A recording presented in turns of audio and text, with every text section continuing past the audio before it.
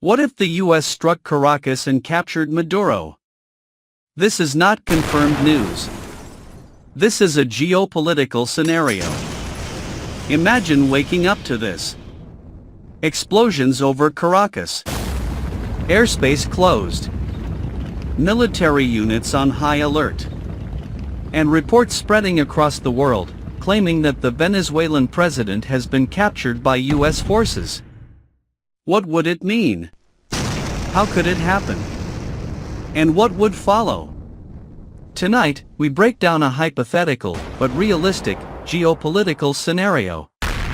For years, Venezuela has stood at the center of escalating tensions with the United States. Economic sanctions. Diplomatic isolation. Accusations of authoritarian rule and alleged links to drug trafficking networks. By the mid-2020s, the country is economically weakened, politically divided, and increasingly unstable. In this context, some analysts have explored a dangerous question. What if Washington chose direct military action? In this scenario, the operation begins at night. Precision strikes hit strategic military targets around Caracas. Radar installations. Command centers. Air bases. The objective is not invasion. It is paralysis. Within minutes, communications are disrupted. Power grids fail. Military coordination collapses. The capital descends into confusion. According to this model, speed and surprise are essential. U.S. forces would rely on real-time intelligence, stealth aircraft, and special operations units. There is no prolonged bombing campaign. No ground occupation. Only one objective. Capture. Extract. Exit. Before organized resistance can respond. The most sensitive phase follows. A rapid extraction operation, carried out under heavy electronic warfare cover. Air corridors are secured. Local defenses are neutralized. Within hours, the Venezuelan leadership is removed from the country. If such an operation succeeded, it would represent one of the most dramatic actions in modern Latin American history. But beyond military planning, reality remains human. Millions of civilians would wake up in fear. Explosions. Power outages. Rumors spreading faster than facts. Hospitals overwhelmed. Roads blocked. Families searching for information. Any such scenario would carry a massive civilian cost. The international reaction would be immediate. Emergency meetings at the United Nations. Strong condemnations. Diplomatic shockwaves. Some allies might support the operation.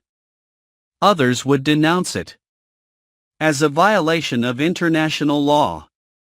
Global trust would fracture overnight.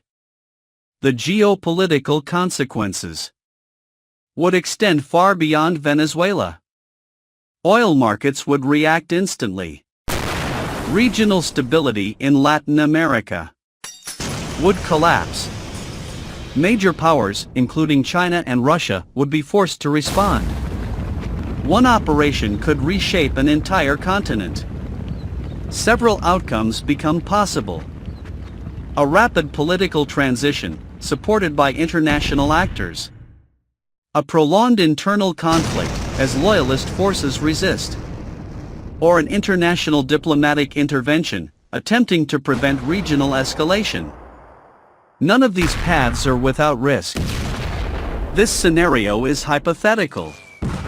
But it reflects real tensions, real capabilities, and real dangers.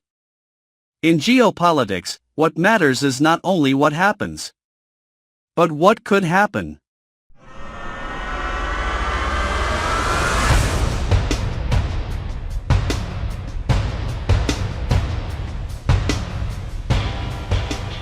The relationship between the United States and Venezuela is one of the most complex and tense in the Western Hemisphere. It is shaped by history, oil, ideology, and human consequences that extend far beyond politics. To understand the current situation, we must first look back. For much of the 20th century, the United States and Venezuela maintained relatively stable relations. Venezuela was one of Washington's key oil suppliers and a close economic partner. American companies played a major role in the Venezuelan energy sector, while Venezuela benefited from access to global markets. This relationship began to change in the late 1990s.